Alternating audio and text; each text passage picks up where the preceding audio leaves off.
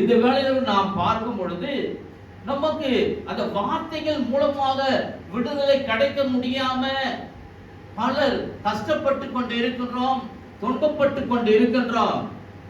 ஆனால் எப்படி அந்த வார்த்தையின் மூலமாக விடுதலை நமக்கு கிடைக்கிறது என்று நாம் பார்க்கும் பொழுது, நாம் மாதத்தில கடைசி நாள்ல ஜெபிப்போம். நமக்கு என்ன வாக்குத்தத்தத்தை ஆண்டவர் கொடுக்கிறார் என்பதை நாம் அறிந்து கொள்வதற்காக. அப்படியாக நாம் ஜெபிக்கும் பொழுது ஆண்டவர் எரேமியா 33:3 வசனத்தை எனக்கு இந்த மாதத்துக்குரிய வாக்குத்தத்தமாக கொடுத்திருக்கிறார். அதில் கொஞ்சம் உங்களிடம் நான் பகிர்ந்து கொள்ள விரும்புகின்றேன். எரேமியா 33:3 வசனத்துல என்னை நோக்கி கூப்பிடு, என்னை நோக்கி நல்லா கவனிக்கணும் பாருங்க. என்னை நோக்கி கூப்பிடு, அப்பொழுது நான் உனக்கு உத்தரவு கொடுத்து நீ அறியாததும் உனக்கு எட்டாததுமான பெரிய காரியங்களை உனக்கு அறிவிப்பேன். ஹalleluya ஹalleluya. பெரிய காரியம் அறிவிக்கிற ஆண்டவருக்கு வாய் திறந்து நம்ம சொல்லலாம் இல்லவா? ஹalleluya. ஒருவேளை உனக்கு, உன்னுடைய குடும்பத்திற்கு, உன்னுடைய பிள்ளைகளுக்கு ஆண்டவர் இந்த வார்த்தையின் மூலமாக எட்டாததும் அறியாததுமான பெரிய காரியங்களை உனக்கு அறிவிப்பேன் என்று சொல்லி இருக்கிறாரே, உன் குடும்பத்தில் நிறைவேறும் என்று சொல்லி இருக்கிறாரே. ஆகவே ஆண்டவருக்கு நாம் நன்றி சொல்ல வேண்டும் அல்லவா? அருமையான தேவ ஜனங்களே, ஆண்டவர் செய்கிற பெரிய காரியங்களை நாம் பெற்றுக்கொள்ள முற்படுகிறவர்களாய் இருக்கின்றோம். அந்த பெரிய காரியங்கள் நமக்கு கிடைக்க வேண்டும் என்றால் நாம் சிறையிருப்புக்குள் கட்டப்பட்டு இருக்கின்றோம். அந்த சிறையிருப்பை விடுவித்தால் தான் நமக்கு அந்த பெரிய காரியங்கள் கிடைக்கும்.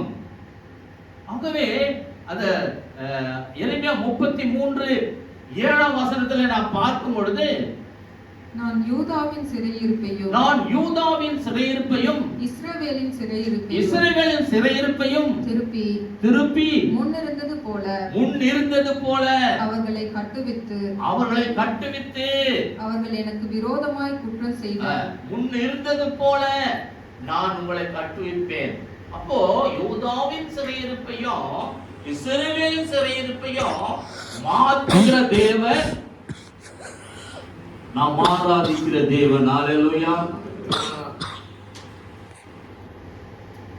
ஒருவேளை உங்கள் குடும்பத்திலே உங்களை சிறையிருப்புக்குள் மாட்டிக்கொண்டு இருக்கலாம்,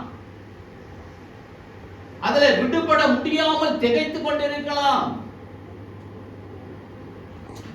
அதில் விடுபட வேண்டும் என்றால்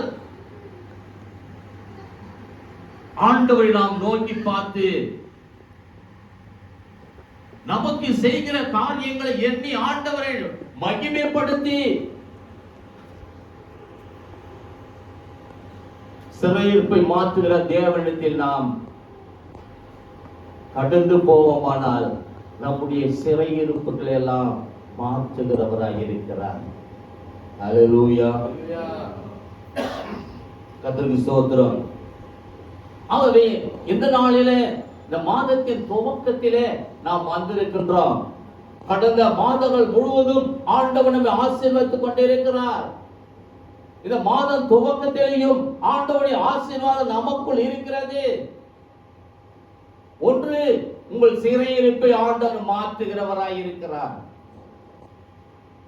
உங்கள் சரீரத்தில் பலவிதமான வியாதிகள் இருக்கக்கூடும், உங்கள் குடும்பத்திலே பல கஷ்டங்கள் ஏற்பட்டு இருக்கக்கூடும், நோய்கள் வந்திருக்கக்கூடும், அல்லது பிசாசின் கிரியைகள் உங்கள் குடும்பத்திலே நுழைந்து கிரியை செய்து இருக்கக்கூடும். அது எல்லாவற்றையும் மாற்றுகிறவர் நமது ஆண்டவராகிய இயேசு கிறிஸ்து என்பதை நாம் முழுவதுமாக விசுவாசிக்க வேண்டும். ஹalleluya, ஹalleluya, ஹalleluya.